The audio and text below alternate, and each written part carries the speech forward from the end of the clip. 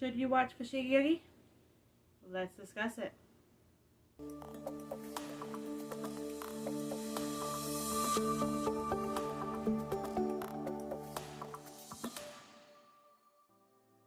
So one thing that I really love about Fushigi Yugi that is by Yu Watase is the fact that it has an opening, a middle, and an end. That is actually something that I do enjoy about a series. I know that there are so many series like One Piece that goes on forever. Fushigi Yugi is 52 episodes long with 10 OVAs. So you can actually watch Fushigi Yugi on Crunchyroll if you have subscription, or I believe you can watch it with ads if you would like. It is a very, very good series. I highly recommend it as well, and I have read other things by Yu Watase as well, which I have a manga that I have read by her, and I have seen the rest as well, which that's probably going to be in the video I may want to talk about later on. So I may have to re-watch it again because I don't remember bits and parts of it. It's usually some good parts that I remember. So anyway, let's go ahead and drop all that. We are here to talk about Fushigi, not other things, but it is by her, by Yu Watase. So let's go ahead and talk a little bit more about it.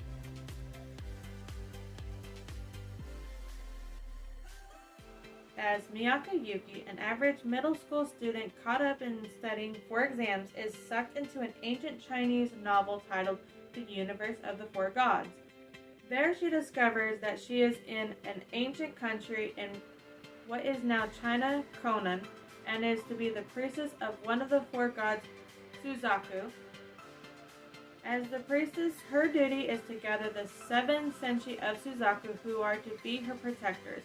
Once they are gathered, the priestess will summon the god Suzaku and bring peace between the warrior lands, Conan and Kyoto. But it's harder than it seems. Along the road, many hardships are faced as Miyako's best friend Yui Hongo enters the book and becomes her rival, the priestess of Seiryu in the land of Kyoto. Who summons their god first is up to the courage and skill of the priestess and their senshi as they meet triumphs and tragedies along the way. So that is actually the summary of Fushigi Yugi. There is a lot of adventure, there's a lot of action, there's a lot of romance, there's even triangles, there's love, hate going on, you've got backstabbing, all that fun stuff. It is a really good series. So let's go ahead and talk about some of the characters because there's too many to talk about, so I'm only going to talk about a few.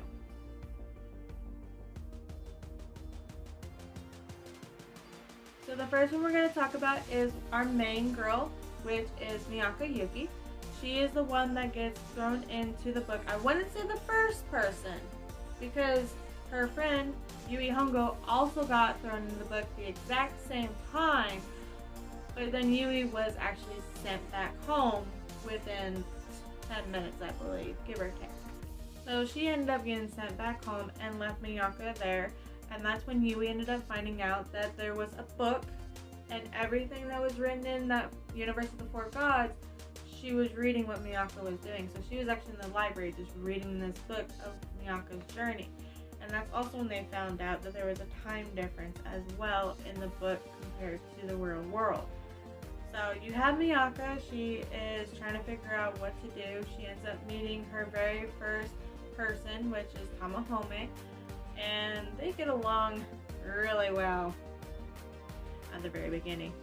And then she is asked a little bit later to become the priestess of Suzaku and to make her wishes come true, because that's one of the things that the book says is that the priestess would bring in all 7 of her warriors and she would make her dreams come true after she will have her dreams come true after she gathers all 7 of the warriors and are able to summon their deity, which there's actually 4 different deities.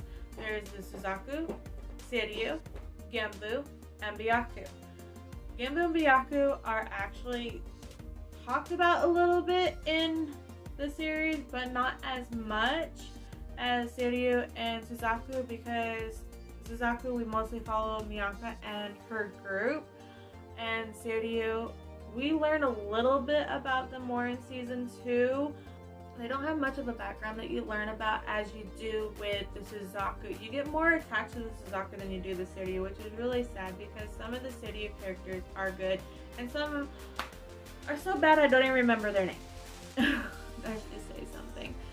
I love Fushigi. I have seen Fushigi Yugi several different times. I haven't read the manga yet though, but it is something that I do want to read because I did find out there is a little bit of difference on the story and on the anime, which that's normal.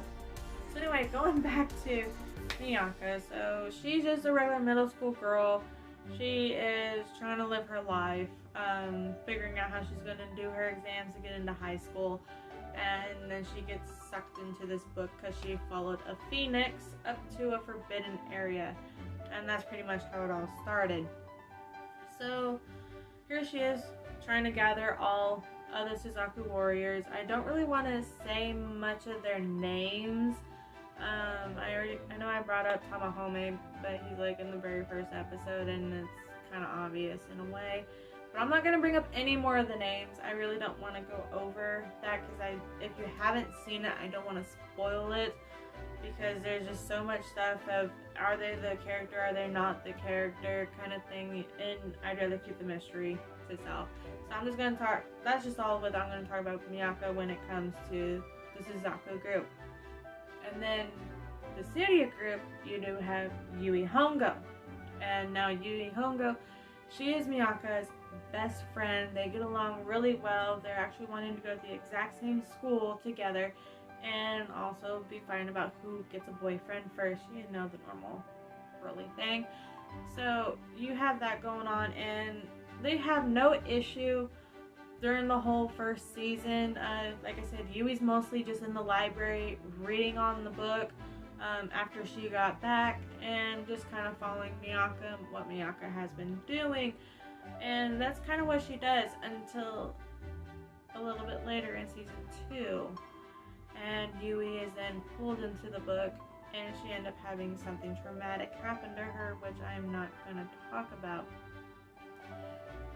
She is rescued by a man who she does find out is part of the Seiryu, and let's just say that he ends up using her traumatic incident that happened and uses her to go against Miyako, which is horrible, by the way. But because of that, now you have two best friends that loved each other, that wanted to go to the same school with each other, that have been together since they were little, are now fighting. So how are they going to be able to get back to becoming friends? I'm not going to spoil any of it. You will just have to watch. It is really good. There's probably some parts that you're going to laugh, cry, get mad. Oh, trust me, I got mad on so many parts. And so I would definitely suggest to watch it. Like I said, I don't want to spoil anything. I'm going to try to keep this review spoil free as possible, so I just wanted to go a little bit over some of the stuff. There is a lot of romance that does happen between two characters. It's not until the OVA that a third one pops up, but really that romance was never really a thing. I feel like when it came to the OVA, they kind of forced it on because that character never looked at the priestess in that way. So that was really odd. They do have the romance when it comes to the characters, because you have both the romance on the Seiryu side and the Suzaku side. So you do have the priestess having a romance going on, and you have on the Seiryu side with the priestess and romance going on. And it's kind of interesting when it happens, because also you do have the interest of one of the priestess falling in love with one of the other guardians on the other, or one of the other warriors on the other side, which is actually very interesting as well. It was kind of interesting to see exactly where that they're going to go with the romance, who's going to be with who, and figure out who's going to be heartbroken. I do want to bring up one thing. Again, I'm going to try to keep it spoiler free as much as possible, but I do know that this is probably going to be an issue for some people, because I know with shows like Goblin Slayer and what was the other one? Shield Hero, Rise of the Shield Hero, that a lot of people are against certain things that happen in the show, and if you know the controversy that I'm talking about, then you know probably where I'm going with this. Is in Fushigi Yugi, they do find out something about the priestess, and that is that they have to be pure. And due to the fact that some of the priestesses are not pure, other characters decide to get rid of that pureness, if you know what I mean. There is several attempts that happen, and like I said, I don't want to go on really spoiler on that, but there are attempts, and that may be something that some people would not be very happy about. This was brought out back in 1998 when a lot of that stuff was kind of the norm, and I know that some people will be like, oh, well, it must be a man that wrote it. Well, no, Yu Watase is actually a female, and she's the one that wrote it. So it's not a guy. The anime is not all of a sudden man-made in a way and going against Yu Watase's vision. She actually wrote that in. But I do know that some people do not like that type of thing, even if it's just talked about in a way in the story. So that's one thing that I would bring up just in case if you are triggered to any of that. So I do want to let you know that when it comes to action in the series, it is really, really, really good. There isn't a lot of action that goes on because it's more of a journey kind of thing, but when their action does pop up, there's really good fights, there's really good sad moments. A lot of times you're just hoping that the character is going to come out okay, or if they're going to get a new power to be able to defeat their enemy. So you do have a lot of that going on top of the romance.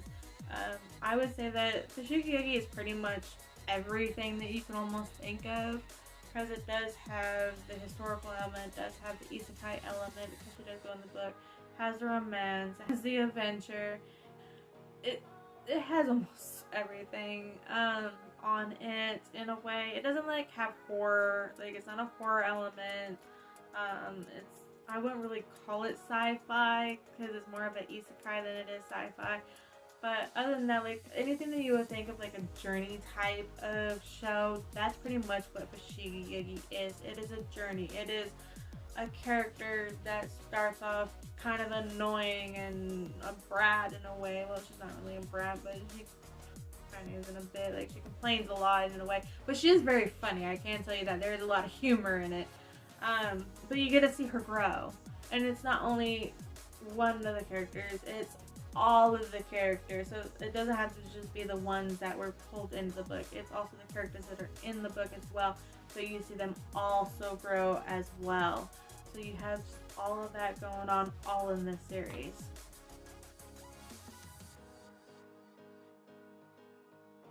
So the animation for the 90s is actually still really good. I actually recently watched it about a year ago.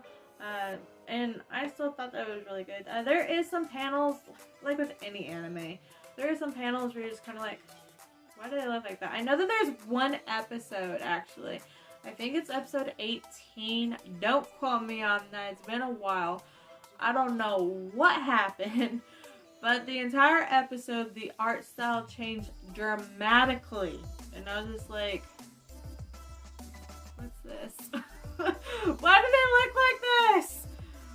That's not what they look like. I don't know what happened. Like, they were all of a sudden, instead of them being kind of like the round figure, they were like slim, and how their noses were like, it was really weird. If you watch the series and you see that episode pop up, you'll know exactly what I'm talking about. It's really weird. I may show a picture if I can find it. It's really weird. So I don't know what happened, because then it's after that episode, it goes right back to the normal as if it was never changed. So I don't know if they had something, a different director or something. I did not look it up. I just know it was very weird. How it just suddenly changed from one art style to this next and then back to what it originally was. So I have no idea what happened with that. It was very odd.